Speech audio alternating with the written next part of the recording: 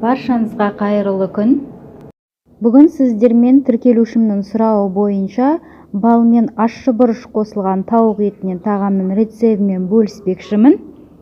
Бұл үшін ең алдымен тауығымызды маринадтап қоятын боламыз. 1 ас қасық тұз, 1 дана жұмыртқа және де ұн қосамыз 250 грамм. Барлық керекті заттарды описание бөліміне жазып қоятын боламын толықтай.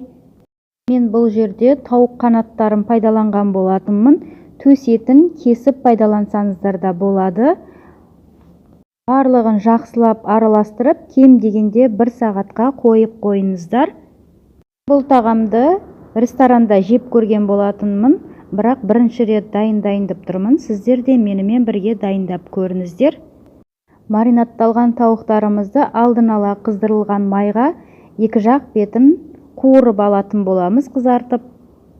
Достар, менің қазақша контентті каналымды қолдап, тіркеліп қоюды ұмытпаңыздар. Мен сіздер үшін әр елдің тағамдарының рецебімен бөлісіп отыратын боламын. Неде комментария бөліміне келесіде қандай тағам түрін көргіңіз келеді, жазып кетсеңіздер, сіздер үшін дайындайтын боламын. Біздің 2 жақ беті де қызарып пісіп қалды, оны бөлек ыдысқа түсіріп қоятын боламыз. Ендігі кезекте сарымсақтарымызды дәл видеодағыдай уақтап туралап алатын боламыз. Негізінде бұл тағамның түп нұсқасында тауықтың төс етін ұзынша етіп, жіңішкелеп, туралап маринадтап жасайды. Мен бүгін осылай қанаттарынан дайындап көруді шештім. Сарымсақтарымызды уақтап турап алдық. Енді бізге зімбір қажет болады. 100 граммдай зімбірді алып, сыртын ашып, оны да уақтап туралап, жаңағы сарымсақпен бірге қуырып алатын боламыз.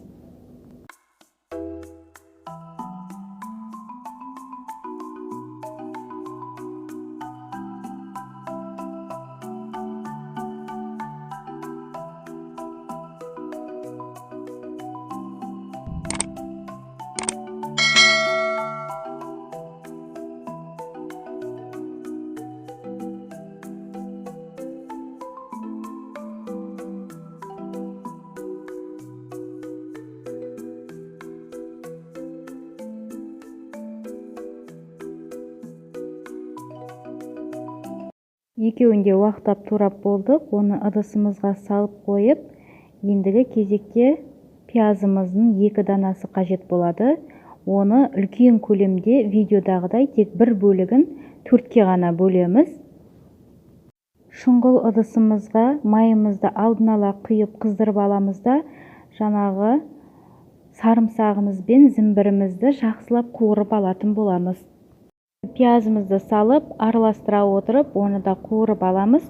Енді оның үстіне болгар бұрышының 2 түрлі түсінен дандап алыңыздар. Оны да үлкен көлемде турап, үстіне салып қуыратын боламыз. Ащы бұрыштың да 1 данасы қажет болады. Оны уақтап турап салған болатынмын. 1 ас қасық тұзымызды саламыз. Оның үстіне 2 ас қасық балымызды салатын боламыз. Менде бұл жерде табиғи бал, дүкеннің балын қоссаңыздар да болады. Және де молырақ бізге соя тұздығы қажет болады. Мен 3 ас қасық қосқан болатынмын. Енді барлығын жақсылап араластырып, қоюлату мақсатында крахмал қосатын боламыз. Оны да 1 ас қасықтың көмегімен қосып, жақсылап араластырамыз. Мінекей видеода көріп тұрғандарыңыздай жақсылап қоюланды. Енді оның үстіне 500 граммдай мөлшерінде ыстық су құятын боламыз. Барлығы жақсылап араласып, реакцияға түсіп, осындай қоюлануы қажет. Сол кезде ғана тауық етін салып, жақсылап соуспен араластыратын боламыз.